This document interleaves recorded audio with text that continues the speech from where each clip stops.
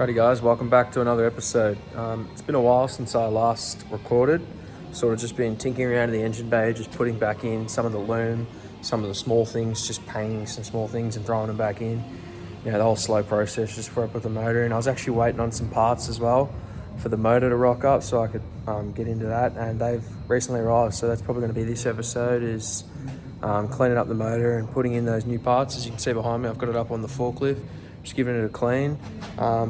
I've had some mates and my brother, they told me some good stuff to clean the motor, which I'm going to give a crack.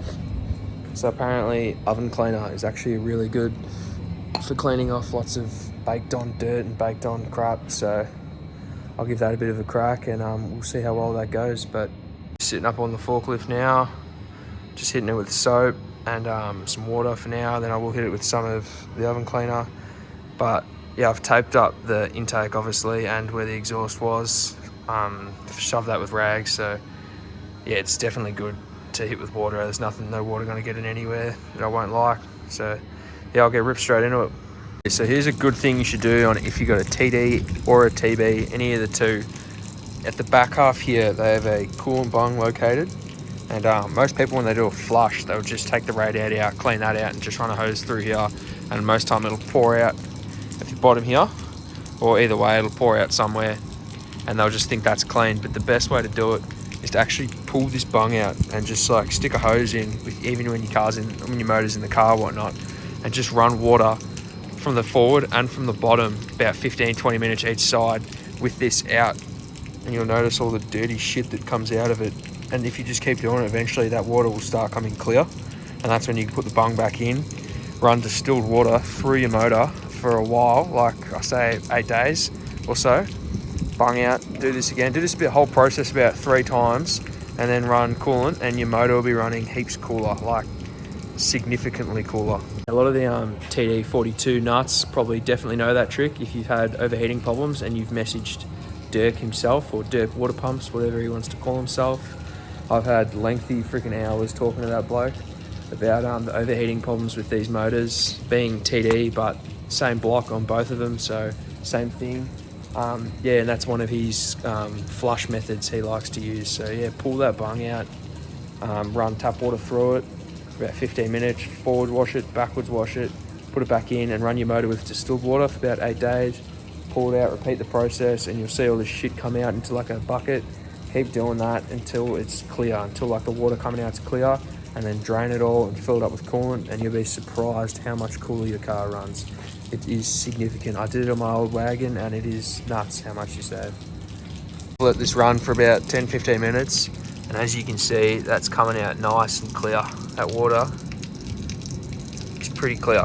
That's good stuff. No more dirty crap. Put the bung back in it, continue cleaning out the rest of the motor, replacing all these Welch plugs, or whatever Welch plugs you want to call them. I noticed on that one in there too, it had a bit of silicone on it. So the old owners probably noticed it was leaking, put something on it. So like I brought a Welch plug kit, replaced all of them, all the ones at the front. This one at the back as well, because they're hard to get to if the motor's in, so may as well just do it while it's there. Pretty much any ones that I can find, I'll replace. And yeah, let's jump into it. The thing I would recommend before putting that plug back in is wire wheeling it, making sure it's nice and clean.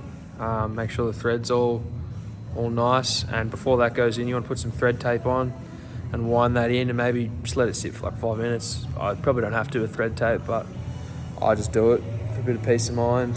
So yeah, I'll put a bit on that. I'll put that in, I'll let it sit for a sec, and then I'll continue washing the motor. So sick, just a quick little tip. But yeah, there you go, you can see, look at all the crap that comes out of it. That's 30 years of just pure rubbish.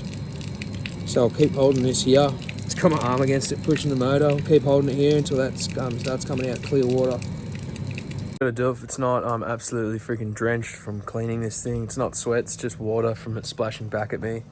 But I've gone through 3 cans of oven cleaner.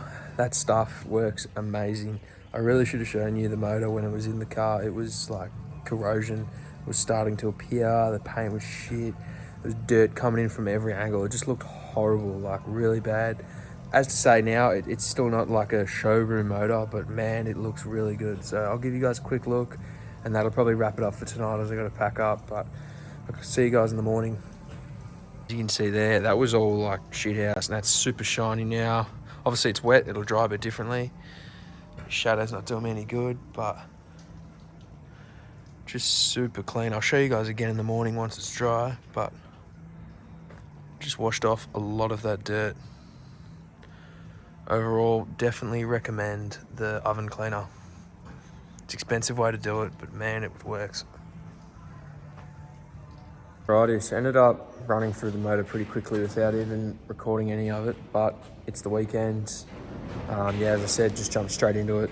Started replacing all the Welch plugs, or Welsh plugs, whatever you want to call them. I don't really know how to pronounce it, but yeah, started replacing all those. Came up pretty good, looks good now. Just been getting it clean, ready to paint the block just in some engine black paint. Probably won't be the prettiest, but be a whole lot better than what it is right now. But I'll give you a bit of a look at all the Welch plugs I replaced. As you can see there, replaced them all. Absolute pain in the ass. You got to sort of, oh, my old man told me, get a tech screw, shove it through one of them, like ram it in, and then you get like a jack or a pry bar or something behind it. Try and pop it out, but a lot of the time that didn't work, so I had to use a whole bunch of like hole punches and just keep trying to pull it out. It's a hard process, but yeah, got all that done. Got the back half of the motors one done too, but this, I'm actually struggling to find a size for that. The kit that comes in the patroller part is wrong. It's not the right size. So I think it's like a 54 or something they give you, but it's actually 55 you need.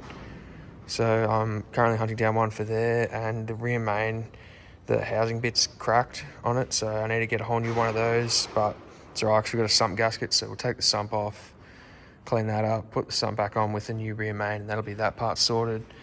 But for the rest part, that'll all be black.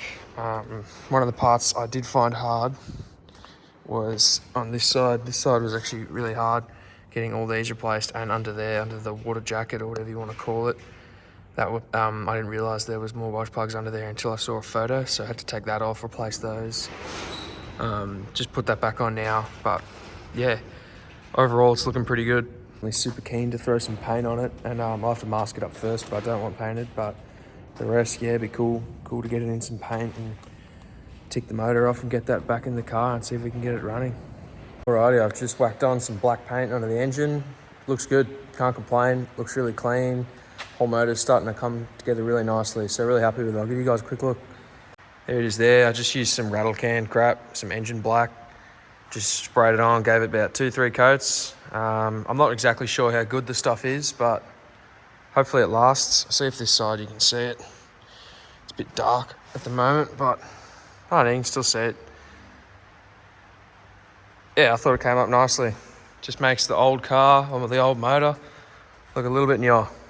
So yeah, can't complain. Righty, so last time I left you guys off, I was just finishing up putting in the Welch plugs. Or Welch plug, still don't know how to pronounce that. So yeah, I might have to search one up, but I can't be bothered.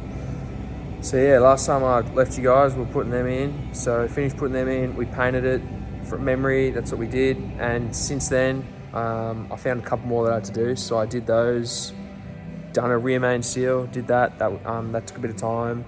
Took the sump off, cleaned that up, gave that a shot of black paint, brand new genuine gasket too, wire wheeled all the bolts, put that back on, pretty much cleaned up the motor a bit, put back on the engine mounts.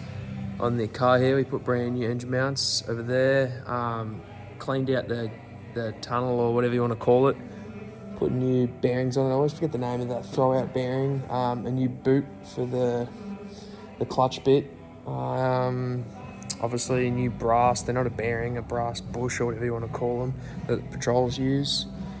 Done that, put a new clutch on it, and the video cut out, ran out of storage, but put the new clutch on, ready to throw it in. I'll give you one last look at the motor before I throw it in. I have to put the camera down for that because it's just me, and it's my second ever time putting a motor in, and the first time I had help. So yeah, I'll give you a quick look at the motor and let's freaking throw it in there.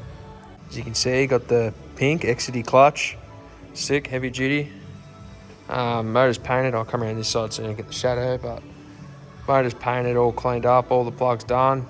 Trying to put that into there. That's all cleaned up too, new engine mounts. Let's freaking go for it. Complete hour later that took. That was absolutely insane. The engine mounts have this little like plate that goes on the front of it with a little tab, which sits in this certain spot. I was able to get the passenger side, but the driver's side, it's so hard to do by yourself. So I'll have another crack at it tomorrow. But for the most part, it should be pretty easy because I've got it now hooked up, got the motor in and hooked up to the gearbox. It'll just be a matter of lifting it up in the air with some chains and whatnot, sliding the little panel in, lowering it back down. I'll give you a look at it though. It's so good to have the motor.